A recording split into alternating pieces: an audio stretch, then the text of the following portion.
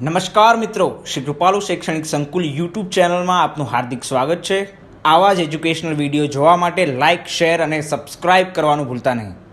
સમજીએ આજે આપણે ઇલેક્ટ્રોન રચના તો જ્ઞાન જે 11મા ધોરણનું લેક્ચર હતો એમાં આપણે બધી બેઝિક પ્રશ્નોના ઉકેલ મેળવ્યા અથવા બેઝિક પ્રશ્નોને સમજવાનો માટેનો પ્રયત્ન કર્યો। કેવા તો કે ભાઈ રસાયણ વિજ્ઞાન એટલે શું, તત્વ એટલે શું, પરમાણુ એટલે શું, બરાબર, સંયોજન અને મિશ્રણ એટલે શું, આવી બધી બેઝિક વાતો છે।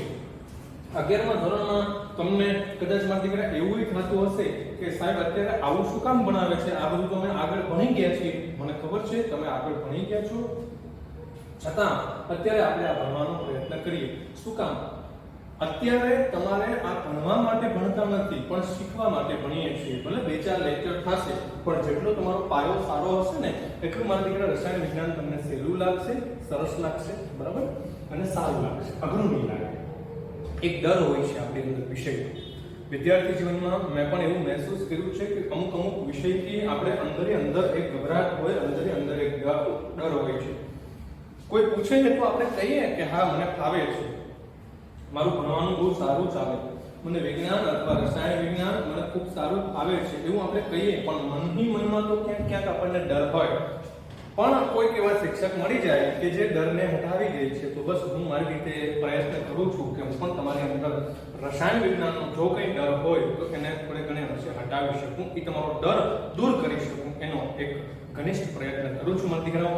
હું એવો દાવો નથી કરતો કે આપણે બધા સારું જ ભણાવીએ છીએ, નહીં, ઘણા માણસો સારું ભણાવે છે, મને કોઈ સારું ભણાવ્યું છે એવું હું તમને પીરસવાનો પ્રયત્ન કરું છું। તો જિમ્મેદારીથી અને સમજણપૂર્વક મારા દીકરાઓ આ સમજશો એવી હું તમારી પાસે આશા રાખું છું। આજે આપણે ભણવાના છે ઇલેક્ટ્રોન રચના। તો ઇલેક્ટ્રોન રચના 1 થી 20 તત્વોની, ગયા લેક્ચરમાં પણ મેં તમને થોડા તત્વોની 2-3 તત્વોની ઇલેક્ટ્રોન રચના લખીને આપી હતી, આ પરમાણુની મેં તમને આકૃતિ પણ દોરી દીધી, બરાબર, એ તમારે યાદ રાખવાનું છે। હું ફરી અહીંયા લખી દઉં બીજી વખત કે શું તમારે યાદ રાખવાનું છે। તમને ખબર હોવી જોઈએ કે કક્ષા કે L M અને N આ શું છે? કક્ષા।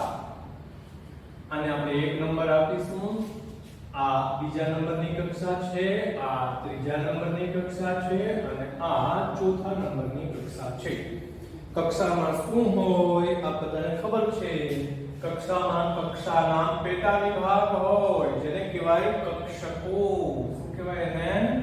કક્ષકો।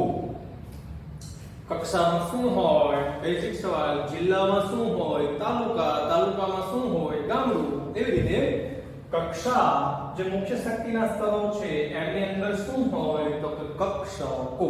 આ કક્ષકો કક્ષાના પેટા વિભાગ છે।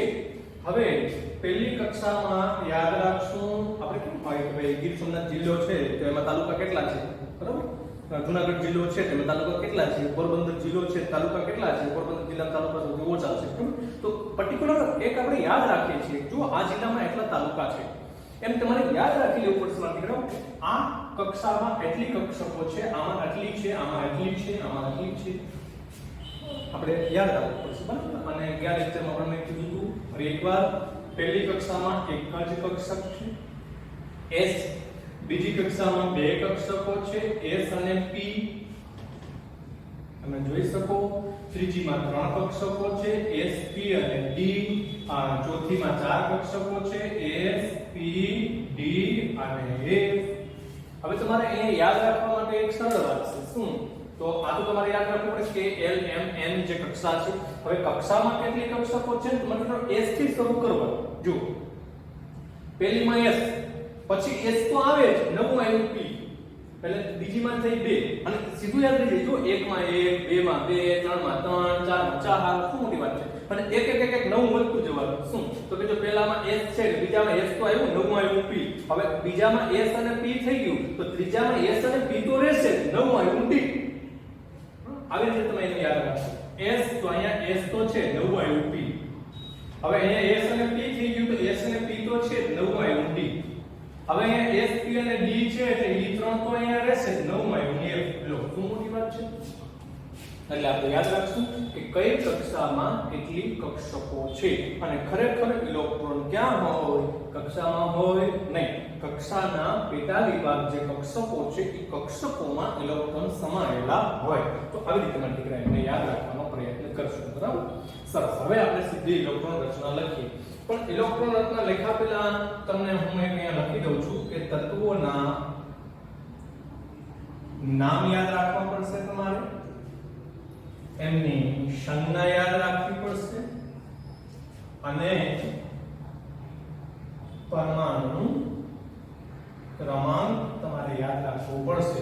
પછી તમે શીખી શકશો તેની ઇલેક્ટ્રોન રચના. વાહ, આટલું માત્ર તમારે બરાબર યાદ રાખવું પડશે. હા, જોજો હું સરસ મજાનું એક કોષ્ટક બનાવું છું, તમને આવડી જ જશે, કશું અઘરું નથી. હા, બીજું મેં તમને અહીંયા કીધું કે ઇલેક્ટ્રોન કેમાં હોય? કક્ષામાં ના હોય, ડાયરેક્ટલી કક્ષામાં ના હોય, કક્ષકોમાં હોય. તો કઈ કક્ષકમાં કેટલા ઇલેક્ટ્રોન સમાય એના માટે પણ મેં તમને આગલા લેક્ચરની અંદર કીધેલું જ છે, પણ ફરી પાછું હું તમને કહી દઉં છું. યાદ રાખજો, S કક્ષક છે એમાં એક જ ખાનું છે, એમાં 2 જ ઇલેક્ટ્રોન સમાય. P કક્ષક છે એમાં 3 ખાના છે, X, Y અને Z. તો એમાં વધુમાં વધુ 6 ઇલેક્ટ્રોન સમાય. ભાઈ સાહેબ મારો શબ્દ સમજો, વધુમાં વધુ 6 ઇલેક્ટ્રોન સમાય p કક્ષકમાં. એનો મતલબ એ નથી કે 6 ગોઠવી જ દેવા, કોઈ એટલા ગોઠવવાના, પણ 6 થી વધુ ન તમે ગોઠવી શકો. વધુ વધુ કેટલા સમાય? 6. d કક્ષકમાં આપણે યાદ રાખશું, માની કરો d માં 5 ખાના છે. નામ યાદ ન રહે તો કઈ નહીં, ખાલી એટલું યાદ રાખો કે એમાં 5 ખાના છે. d માં કેટલા ખાના છે? 1 2 3 4 અને 5. એટલે વધુમાં વધુ કેટલા ઇલેક્ટ્રોન સમાય એમાં? તો કે એક ખાનામાં 2, તો 5 માં કેટલા સમાશે? 10. લો, આ પણ તમારે યાદ રાખવાનું છે. અને સરસ મજાની હવે આપણે ઇલેક્ટ્રોન રચના સમજીશું. બરાબર? પણ સૌપ્રથમ તમારે તત્વોને યાદ રાખવાના છે, એના નામને. તો નામ યાદ રાખવા માટે હું સરસ મજાનું એક સૂત્ર કહું છું મારા દીકરા.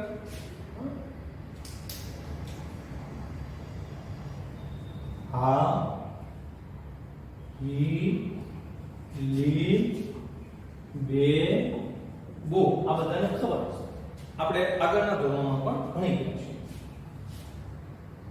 હા, ઈ, લી, બે, બો, પછી કા, ના, ઓ, ફ, ની. કાનો એટલે કૃષ્ણ ભગવાન એ થોડા ફની હતા, એમ આપણે યાદ રાખીએ છીએ. ફની એટલે રમૂજી હતા, નાનપણમાં માખણ ચોરતા, બધા તોફાન કરતા. બરાબર ને? આપણે બધાને સ્ટોરી યાદ છે, એના ઉપર આપણે યાદ રાખીએ શું તો કે કાનો થોડો ફની હતો. કાના ઓ ફ ની. આઈ બે બો, કાના ઓ ફની. આ બે વસ્તુ યાદ રાખો એટલે 1 થી 10 નંબરના તત્વો થઈ ગયા. જુઓ, આનો મતલબ થાય હાઇડ્રોજન, એમની સંજ્ઞા છે H. હિલિયમ નો મતલબ થાય હીનો મતલબ થાય હિલિયમ, એમની સંજ્ઞા છે He. ભાઈ એક વાત યાદ રાખજો કે સંજ્ઞા હોય એમાં હંમેશા પહેલો અક્ષર કેપિટલ હોય, બીજો અક્ષર સ્મોલ હોય. તો બીજો આવતો હોય તો ઘણા ખબર નથી, સોડિયમ છે ઘણા આમ લખે આમ, એટલે આ સોડિયમ નથી. જરા જુઓ, આપણા ઘરના નિયમો ન ચાલે આમ. આ રસાયણ વિજ્ઞાન છે, યુનો દ્વારા જે નક્કી કર્યું હોય, IUPAC જે નક્કી કર્યું છે ને એનો સંગ હોય, એ માન્ય આપણે રાખવું પડે. હા, મારે માન્ય રાખવું પડે, તમારે માન્ય રાખવું પડશે. એટલે કે કોઈ પણ તત્વની સંજ્ઞા દર્શાવો ને એમાં મારી એક વિનંતી છે, પહેલેથી જ એ આદત પાડો કે સંજ્ઞામાં પહેલો અક્ષર કેપિટલ હોય, બીજો સ્મોલ હોય. હવે હિલિયમ તમે આમ ન લખી શકો, આને હિલિયમ ન કહેવાય. એટલે મારે દીકરા યાદ રાખશું, પહેલો અક્ષર કેપિટલ, બીજો હંમેશા સ્મોલ. જો એક જ અક્ષર આવતો હોય તો કેપિટલ જ હોય, બે અક્ષર આવતા હોય તો પહેલો કેપિટલ ને બીજો સ્મોલ. એક અક્ષર હોય તો એ હંમેશા કેપિટલ. આ રીતે મારે દીકરા આપણે એને યાદ રાખશું. બરાબર? સરસ મજાની વાત થઈ. હાનો મતલબ થાય હાઇડ્રોજન, બીનો મતલબ થાય હિલિયમ, અહીંયા એની સંજ્ઞા છે. લીનો મતલબ થાય લિથિયમ, એમની સંજ્ઞા છે Li. બેનો મતલબ થાય બેરિલિયમ, એમની સંજ્ઞા છે Be. બોનો મતલબ થાય બોરોન, એની સંજ્ઞા છે ખાલી B. નો મતલબ થાય કાર્બન, એની સંજ્ઞા છે C. નાનો મતલબ થાય નાઇટ્રોજન, એની સંજ્ઞા છે N. O નો મતલબ થાય ઓક્સિજન, એની સંજ્ઞા છે O. ફ નો મતલબ થાય ફ્લોરિન, એની સંજ્ઞા છે A. તો કા ના ઓ ફ ની. ફ મતલબ ક્લોરીન. ની નો મતલબ થાય નિયોન, એની સંજ્ઞા છે Ne. લે, આ સરસ મજાની વાત થઈ ગઈ. આ તત્વો થઈ ગયા કેટલા? 1 થી 10.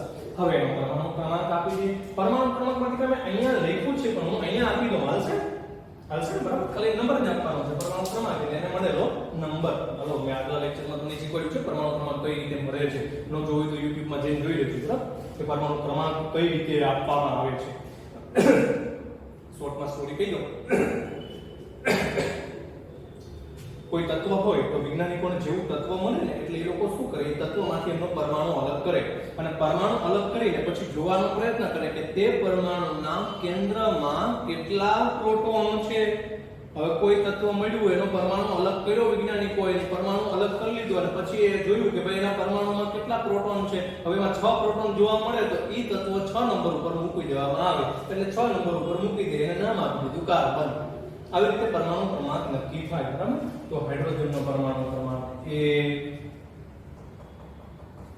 હાઇડ્રોજનનો પરમાણુ ક્રમાંક 1, helium 2, lithium 3, beryllium 4, boron 5, carbon 6, nitrogen 7, oxygen 8, fluorine 9 અને નિયોન 10. લો, આ 10 સુધીના તત્વો થઈ ગયા.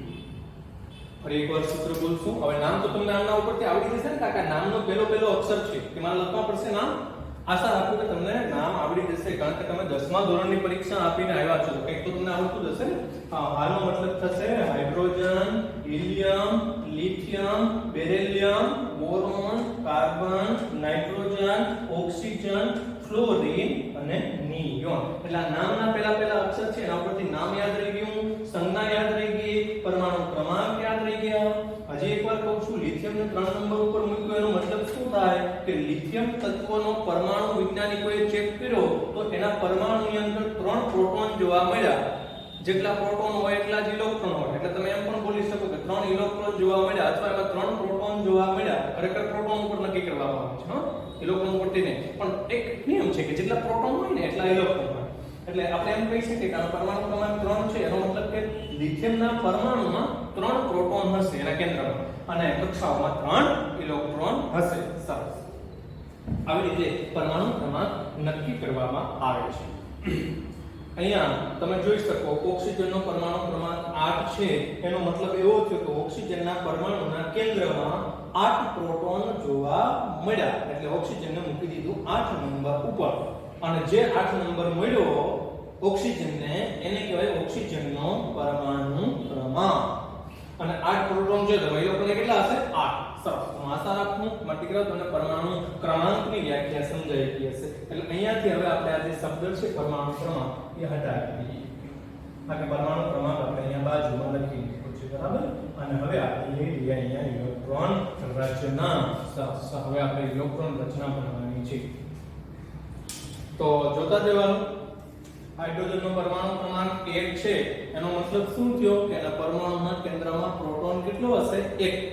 પ્રોટોન 1 છે તો પછી એમાં ઇલેક્ટ્રોન કેટલો હશે? 1. એનો મતલબ કે હાઇડ્રોજનના પરમાણુમાં 1 ઇલેક્ટ્રોન છે. એટલે તમારે લખવાની પહેલી કક્ષા 1s 1s એમાં એક જ ખાનું અને એમાં 1 ઇલેક્ટ્રોન છે એટલે 1 રાખી દીધો. થઈ ગઈ આ હાઇડ્રોજનની ઇલેક્ટ્રોન રચના. લ્યો, આવી રીતે તમારે લખવાનું છે. હિલિયમનો પરમાણુ ક્રમાંક 2 છે. એનો મતલબ કે તેમાં ઇલેક્ટ્રોન છે 2.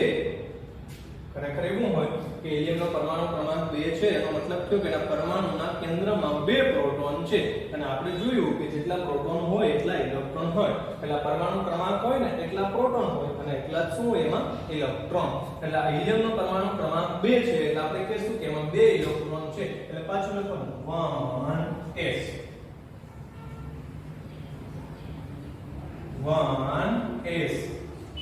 થોડું નજીક લાગશે અને એમાં 2 ઇલેક્ટ્રોન કારણ કે હિલિયમ પાસે 2 ઇલેક્ટ્રોન છે. હજી હું તમને એકવાર રિપીટ કરું છું કે જેટલો પરમાણુ ક્રમાંક હોય ને તેટલા તે તત્વના પરમાણુમાં ઇલેક્ટ્રોન હોય અને જેટલો પરમાણુ ક્રમાંક હોય ને એટલા જ એના કેન્દ્રમાં પ્રોટોન હોય. બરાબર. સરસ.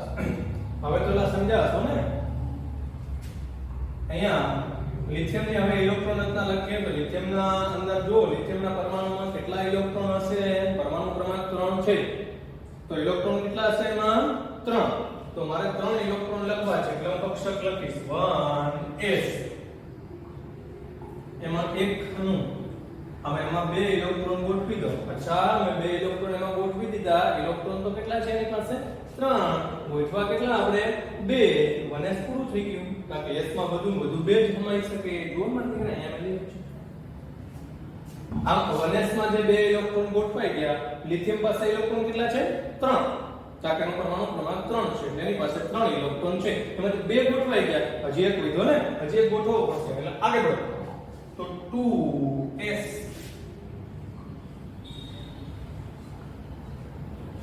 હવે 3 ઇલેક્ટ્રોન માંથી 2 ગોઠવાઈ ગયા. એક અહીંયા ગોઠવી દે. લો પૂરું થઈ ગયું. થઈ ગઈ આ લિથિયમ ની ઇલેક્ટ્રોન રચના. પણ 2 નંબરમાં આપણે લખ્યું 2s, તો ભેગી 2p પણ છે. એટલે ખાલી તો ખાલી લખવી પડશે તમારે. આમનાની બતાવી દેવાની. કારણ કે એમાં ઇલેક્ટ્રોન તો આવતા નથી. પણ 2 નંબરમાં જેટલી કક્ષકો આવે ને એ લખવી પડશે. 2 નંબરમાં 2 કક્ષકો છે, જોવું જોઈ લો. 2 નંબરમાં 2 કક્ષકો છે, s અને p. તો મારે s અને p દર્શાવવી પડશે. ઇલેક્ટ્રોન જેટલા હોય એટલા આપણે ફિલ કર્યા. 3 ઇલેક્ટ્રોન હતા તો 2 અહીંયા, એક વિધું અહીંયા ફિલ કરી દીધું. મતલબ એમાં ગોઠવી દીધું. સરસ. આવી રીતે તમને આવડશે ઇલેક્ટ્રોન રચના લખતા? અચ્છા, હું સીધી કાર્બનની લખું છું. હા, આ તમને આપું છું HW, આ પણ તમને આપું છું HW. મતલબ થાય હોમવર્કમાં જાતે લખવાનો પ્રયત્ન કરજો. આવડી જ જશે. ન આવડે તો એમ સમજવાનું કે આગળનું 8 9 10 આપણું બહુ કાચું છે મતલબ. હા, હવે કાર્બનની ઇલેક્ટ્રોન રચના લખી. અચ્છા, કાર્બનનો પરમાણુ ક્રમાંક કેટલો છે?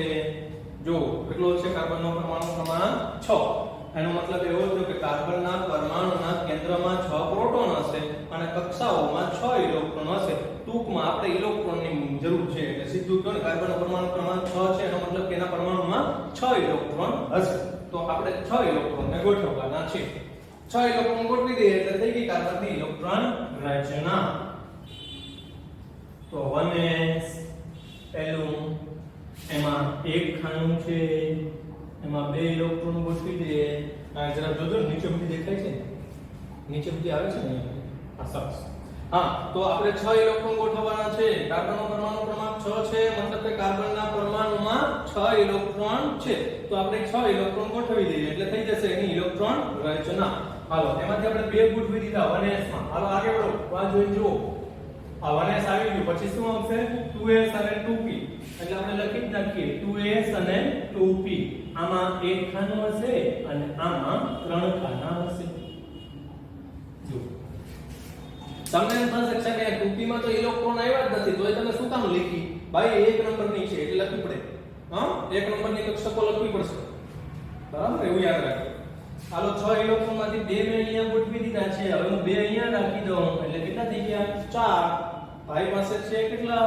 6. એમાંથી 4 ગોઠવાઈ ગયા. પછી આ 5 અને આ 6. લો, થઈ ગઈ કાર્બનની ઇલેક્ટ્રોન રચના. આવું છે. નિયમ સુધી હાલતું જશે. માટે કે હું ક્લોરીન ની લખી દઉં, ઓક્સિજન ની લખી દઉં. આની HW, આ ક્લોરીન HW, નિયોન પણ HW. મતલબ કે તમે જાતે લખજો. બરાબર, હોમવર્કમાં પ્રયત્ન કરજો. સેમ ટુ સેમ છે. હાલો, ઓક્સિજનનો પરમાણુ ક્રમાંક કેટલો થયો? 8. તો એમાં ઇલેક્ટ્રોન કેટલા હશે? 8. મારે 8 ઇલેક્ટ્રોન ગોઠવવા છે. હાલો, માંથી કક્ષકો લખાવતા જજો. બધી 1s, એક ખાનું, એમાં 2 ઇલેક્ટ્રોન ગોઠવી દે. 2s અને 2p. માંથી જોઈન્ટ લખવાનું છે, એ નવું નથી. 2s અને 2p. જો 2 કેટલા થઈ ગયા? 4. ઓક્સિજન પાસે છે કેટલા? હાલો ભાઈ જોજો અહીંયા. ઓક્સિજન પાસે છે કેટલા? 8. 8 માંથી ગોઠવા કેટલા આપણે? 4. હજી કેટલા બાકી છે? 4. ગોઠવી દઈએ. 4 અહીંયા ગોઠવાઈ ગયા. 5 6 7 અને 8. લ્યો, થઈ ગઈ ઓક્સિજનની ઇલેક્ટ્રોન રચના. આવી રીતે માં દીકરાઓ તમારે ઇલેક્ટ્રોન રચના લખવાની છે. એમનાથી આપણે આગળ છીએ. આગળ ઉપર જવાનો પ્રયત્ન કરીએ. હવે અહીંયા 10 સુધીના આપણે તત્વો લઈ લીધા. હવે 11 થી 18 સુધીના તત્વો લઈએ. તો 11 થી જે 18 સુધીના તત્વો છે ને એને યાદ રાખવા માટે પણ એક સૂત્ર છે. આપણે જોશું. સો મે એ સી ફો સ ક. ચોમાસા ચોમાસામાં અત્યારે ચાલે છે ચોમાસું, બરાબર? ચોમાસામાં એસી માં રહ્યો ને તો શું થઈ જાય? ફોસ થઈ જાય, માથું દુખે, કળતર થાય, મતલબ શરદી થઈ જાય, તાવ, ફોસ થઈ જાય, એવું યાદ રાખજો. ચોમાસામાં એસી માં બેસવાથી ફોસ થઈ જાય એવું મને દીકરા યાદ રાખજો. તો જો સોમે, એસી, ફોસ, કફ. પહેલા બે શબ્દો સોમે, પછી એસી, ત્રણ શબ્દો ભેગા ફોસ, કફ. એટલે થઈ ગયું શું? સોનો મતલબ થાય સોડિયમ, મેનો મતલબ થાય મેગ્નેશિયમ, એનો મતલબ થશે એલ્યુમિનિયમ, સી નો મતલબ થશે સિલિકોન, ફોનો મતલબ થશે ફોસ્ફરસ. એટલે ફોસ્ફરસ તો એક નહીં આવે હો, ફોસ્ફરસ માં પી આવશે. ફોસ, સ નો મતલબ થાય સલ્ફર, ક નો મતલબ થાય ક્લોરીન. મને એક છોકરો પૂછતો તો સાહેબ ક્લોરીન માં સી અને એલ બે છે ને, તો સી અને બે અલગ અલગ નથી, ક્લોરીન ની સંજ્ઞા છે. બે શબ્દો ક્લોરીન માં જ આવશે, અલગ અલગ નહીં કરતા કે સાહેબ સી ક્લોરીન નો એલ કોનો, એમ નહીં. Cl એટલે ક્લોરીન, ખાલી C હોય તો શું થશે? કાર્બન. આવું બધું નાનું નાનું યાદ રાખજો. પરમાણુ ક્રમાંક આપણે લખી નાખીએ. Sodium 11 number, magnesium 12 number, aluminium 3 number, silicon 14 number, phosphorus 15 number, sulphur 16 number અને ક્લોરીન 17 નંબર. જો આ થઈ ગયા પરમાણુ ક્રમાંક. અહીંયા મેં સૂત્ર બનાવ્યું ને કે ચોમાસામાં એસી માં બેસવાથી ફોર્સ થઈ જાય. શું થઈ જાય? ફોર્સ થઈ જાય, એવું યાદ રાખજો. એના ઉપરથી યાદ રાખી જજો. સોમે, એસી, ફોર્સ, ક. અને આ નામના પહેલા શબ્દ છે સોડિયમ. જો અહીંથી શરૂ થાય sodium, magnesium, aluminium, silicon, phosphorus, sulphur, chlorine. કનો પતે ક્લોરીન. એવું સોમે, એસી, ફોર્સ, ક. ક પછી ક્લોરીન. તમને લાગે પણ ચાલશે. અને એક અમસ્તા યાદ રાખવાનું કેમને આર્ગો જે 18 નંબર ઉપર છે એની સંજ્ઞા છે આર્ગો. લેવો આર્ગો. થઈ ગયું. અહીંયા સુધીના તમારે તત્વો યાદ રાખવાના છે. પછી 19 20 ની ઇલેક્ટ્રોન રચનાઓ યાદ તો આપણે રાખી લેશું, પણ પછી એમાં થોડું ચેન્જ થાય છે. એટલે પણ અહીંયા સુધી આ જે આપણે શીખ્યા ને એ પ્રમાણે ચાલશે. ચાલો આમાંથી કોની ઇલેક્ટ્રોન રચના લખીએ? હું બે ની લખી દઈશ, બરાબર? બાકીનાની તમારે જાતે લખવાની છે. લખી લખશો ને? ના આવડે તો મને કહેજો, હું ફરી પાછો લેક્ચરમાં તમને કહીશ, બરાબર? બહુ સહેલું છે, ના આવડે તેવું કંઈ છે નહીં ખાસ. હા, ચાલો કોની લખીએ? મેગ્નેશિયમ ની ઇલેક્ટ્રોન રચના લખી પહેલા, બરાબર? હા સરસ. મેગ્નેશિયમ ની હું ઇલેક્ટ્રોન રચના લખું છું. એનો મતલબ એવો થયો કે સોડિયમ ની તમારે હોમવર્કમાં લખવાની છે. લખજો હોમવર્કમાં. વિડિયો લેક્ચર જોઈને પછી એમને મૂકી નહીં દેતા વિડિયો વાળા, નકર વિડિયો જોઈ લે પિક્ચર ની જેમ, પછી પાછા YouTube માં હોય એટલે બીજા વિડિયો મને જોવા ખોટા પિક્ચર ના. બરાબર? એટલે અહીંયા શીખજો માટે થોડું. હા, એવો નિયમ રાખવાનો કે ભલે તમે વેકેશન છે, સોરી લોકડાઉન છે, વેકેશન તો ન કહી શકાય, લોકડાઉન છે, તમે ફ્રી છો, ઘરે છો, તો મારી એક વિનંતી છે કે તરત ભલે કઈ વાંધો નહીં, રામાયણ જોજો, સિરિયલ કઈ આવે તો જોજો, પિક્ચર જોજો, તમને જે ગમે જોજો, પણ એક નિયમ એવો રાખવાનો કે દિવસમાં ખાલી 2 કલાક આપણે સરસ રીતે ભણી લઈશું. ઓનેસ્ટલી, હા, દિલથી ભણી લઈશું. પછી પપ્પા આવે એટલે આપણી પાસે બુક હોય ને વિડિયો જોતા હોય, મારી પાસે હોયા જાય એટલે મારી પાસે બીજા કપિલ શર્મા શો જોવા વળગી જાય એવું નહીં, કે કોઈ પિક્ચર જોવા વળગી જાય એવું નહીં. એક એવો નિયમ રાખો કે ખાલી દિવસમાં 2 જ કલાક આપણે સરસ રીતે વિડિયો જોશું તો પણ ઘણું છે, બરાબર? એટલે આ સોડિયમ છે એમની ઇલેક્ટ્રોન રચના હું તમને હોમવર્કમાં આપું છું. મેગ્નેશિયમની ઇલેક્ટ્રોન રચના સરસ રીતે મારી દીકરા ચાલો હું લખી દઉં છું, બરાબર કરજો, મને હેલ્પ કરજો લખાવવામાં. અચ્છા, મેગ્નેશિયમનો પરમાણુ ક્રમાંક કેટલો છે? 12. ભાઈ આપણે યાદ રાખ્યું ને, સો મે એસી ફોસ ક. આ યાદ રાખીશું આર્ગોન. તો સોમે એસી ફોસ ક તત્વોના નામના પહેલા શબ્દો છે એટલે એના ઉપરથી નામ પણ તમને મારી દીકરા આવડી જશે. હવે આપણે ઇલેક્ટ્રોન રચના લખીએ તો આની તમે લખી લેશો, સોડિયમની, મેગ્નેશિયમની હું લખી દઉં છું. તો મેગ્નેશિયમનો પરમાણુ ક્રમાંક કેટલો? કોઈ પણ ઇલેક્ટ્રોન રચના લખતા પહેલા એ જુઓ કે એનો પરમાણુ ક્રમાંક કેટલો છે. તો મેગ્નેશિયમનો પરમાણુ ક્રમાંક છે 12. મતલબ શું થયો કે એમાં 12 ઇલેક્ટ્રોન હશે. આ મેગ્નેશિયમ તત્વનો પરમાણુ આપણે અલગ કરીએ તો એ પરમાણુના કેન્દ્રમાં પ્રોટોન હશે 12. એમાં ઇલેક્ટ્રોન પણ હશે 12. ઇલેક્ટ્રોન કેન્દ્રમાં ન હોય, કેન્દ્રની આજુબાજુ હોય, પ્રોટોન કેન્દ્રમાં હોય. બરાબર, યાદ રાખજો.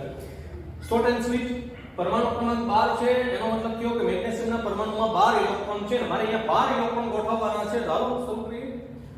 1s થી શરૂ કરશું.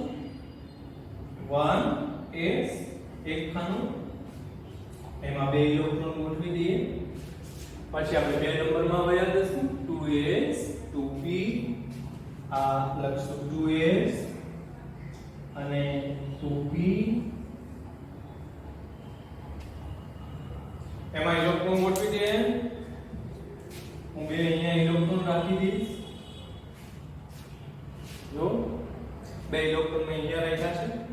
કેટલા થયા? 4. ભાઈ પાસે છે કેટલા? 12. ઓ ઘણા બધા છે, હજી તો ઘણા બધા બાકી છે. એટલે ગોઠવી દઈએ. 4 થઈ ગયા. 5 6 7 8 9 10. અરે સાહેબ, આ તો બધું ફૂલ થઈ ગયું. તો એ 10 જ ઇલેક્ટ્રોન ગોઠવવાના. ભાઈ પાસે તો કેટલા છે? 12. તો કઈ વાંધો નથી, આગળ વધો. હાલો 2 નંબર પૂરું થઈ ગયું. તો 3 નંબરમાં આવી જાવ. 3s અને 3p લખી નાખીએ. આ 3s અને 3p એમના ખાના લખી નાખીએ. s માં તો એક જ ખાનું, p માં 3 ખાના. 3 નંબર છે તો શું થઈ ગયું? છે તો s ને. કોઈ પણ s હોય, પછી તે 1 નંબરની s હોય કે 5 નંબરની s હોય કે 7 નંબરની s હોય, s માં 2 જ ઇલેક્ટ્રોન સમાન. ઠપ કરીને યાદ રાખજો. p કોઈ પણ નંબરની હોય, 1 નંબરમાં p નો હોય, જો જોઈ લેજો. 1 નંબરમાં p નો હોય, 1 નંબરમાં એક જ હોય s. p ની શરૂઆત 2 નંબરથી થાય, d ની શરૂઆત 3 નંબરથી થાય, f ની શરૂઆત 4 નંબરથી થાય. 3f કોઈ દી નો હોય, 3 નંબરમાં f નો હોય, એમ 2 નંબરમાં d નો હોય, 1 નંબરમાં p નો હોય. આમ જરા ઉલટું પણ યાદ રાખજો. તર્કથી પણ થોડું જોજો. એટલે p અને s બે લખ નાખી, 3s અને 3p. હવે 3s માં એક ખાનું, તો એમાં આપણે ઇલેક્ટ્રોન ગોઠવશું. અચ્છા, કેટલા ઇલેક્ટ્રોન ગોઠવવાના? 10. પણ ગોઠવવાના કેટલા છે? 12. તો બાકી કેટલા રહ્યા? 2. એને આપણે મૂકી દઈએ અહીંયા. a અને 2 એ 3s પૂરી થઈ ગઈ અને ઇલેક્ટ્રોન એ ગોઠવાઈ ગયા. ફરી એકવાર ગણ લઈએ. 12 ઇલેક્ટ્રોન થયા કે નહીં? કારણ કે મેગ્નેશિયમ પાસે કેટલા ઇલેક્ટ્રોન છે? 12. તો આપણે જોઈએ 2 2 4 2 6 2 8 2 10 2 12. જો થઈ ગયા ઇલેક્ટ્રોન 12 થઈ ગઈ મેગ્નેશિયમની ઇલેક્ટ્રોન રચના. તમને એમ થશે ડીપી તો ખાલી ખાલી પડી છે, તો ભલે જ પડી, તમને શું વાંધો છે? મેગ્નેશિયમ પાસે ઇલેક્ટ્રોન હતા એટલા ગોઠવા. પછી 3p ગોઠવવા માટે થઈને મેગ્નેશિયમમાં હોય એનાથી વધારે ઇલેક્ટ્રોન નહીં ગોઠવી દેવાના. અચ્છા સર, 3p છે ખાલી છે, સારું ન લાગે, ચલો 2-3 ઇલેક્ટ્રોન મૂકી દઈએ, એવું ન થાય. મેગ્નેશિયમ પાસે કેટલા છે? 12 ઇલેક્ટ્રોન, તો 12 ગોઠવી દીધા. પછી 3p માં આવે તો ઠીક વાત છે, 3p માં ન આવે તો ઠીક વાત છે. બરાબર, સરસ. આવી રીતે પ્રતિક્રિયા ઇલેક્ટ્રોન રચના લખવાની છે. હવે અહીંયા તમને ખબર પડી ગઈ હશે 3s માં એક ઇલેક્ટ્રોન આવશે એટલે 11 થઈ જાય. આ સોડિયમ ઇલેક્ટ્રોન રચના લ્યો, શું મોટી વાત છે? આવી રીતે ઇલેક્ટ્રોન રચના ગોઠવી દેવાની છે. હવે એલ્યુમિનિયમ ને હું તમને હોમવર્કમાં આપીશ, Hw. આ સિલિકોન પણ હોમવર્કમાં આપીશ, Hw. તો હવે જો ઇલેક્ટ્રોન રચનાની શીખવાડું, આ છેલ્લો લેક્ચર. પછી હવે આપણે સીધા આ ઇલેક્ટ્રોન રચનામાં થોડું આગળ વયા જશું. ઇલેક્ટ્રોન રચના તમારે શીખી જ લેવી પડશે. ક્વેરી હોય તો આપ મને પૂછી શકો. You must be tell me if you any difficulty. ચાલો હું ફોસ્ફરસની ઇલેક્ટ્રોન રચના લખું તો ફોસ્ફરસનો પરમાણુ ક્રમાંક કેટલો છે જોઈને કહો. પહેલા તો પરમાણુ ક્રમાંક પાકા કરી લેજો ભાઈ સાહેબ. અથવા સૂત્ર લખી નાખવાનું, પછી એના હમી સંજ્ઞા લખી નાખવાની, ફટાફટ પરમાણુ ક્રમાંક લખી નાખવાના એટલે ખબર પડી જાય.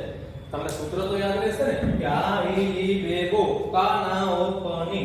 આઈલી બેગો એટલે 1 થી 5, કાનાઓ પની એટલે 6 થી 10 અને સોમેશી પોષક 11 થી 17. એમ યાદ રાખી. ફોસ્ફરસનો પરમાણુ ક્રમાંક કેટલો છે? 15. એનો મતલબ શું થયો કે ફોસ્ફરસના પરમાણુમાં 15 ઇલેક્ટ્રોન છે. તો આપણે 15 ઇલેક્ટ્રોન માંથી ગોઠવવાના છે. હાલો શરૂ કરીએ. કક્ષકો જો મેં ઉપર લખી છે એ બધી આવશે. 1s 2s 2p આ 3s આ 3p. એમના ખાના લખીએ. s તો એક ખાનું, પાછી s તો એક ખાનું, p છે તેમાં 3 ખાના, s છે તો એક ખાનું, પછી s ગમે એટલાની હોય, s માં એક જ ખાનું હોય, p ગમે એટલાની હોય, p માં 3 જ ખાના હોય. આ યાદ રાખશું. 3p તો 3 ખાના. ખાના દોરતા હોય ને ત્યારે તમારા નંબર નહીં જોવાનો, તમારે એ જોવાનું s છે કે p. s હોય તો એક ખાનું, p હોય તો 3 ખાના. સારું, ચાલો આપણે વ્યવસ્થિત બધી કક્ષકો મેં ડ્રો કરી નાખી છે. હવે ઇલેક્ટ્રોન ફિલ કરી દઈએ.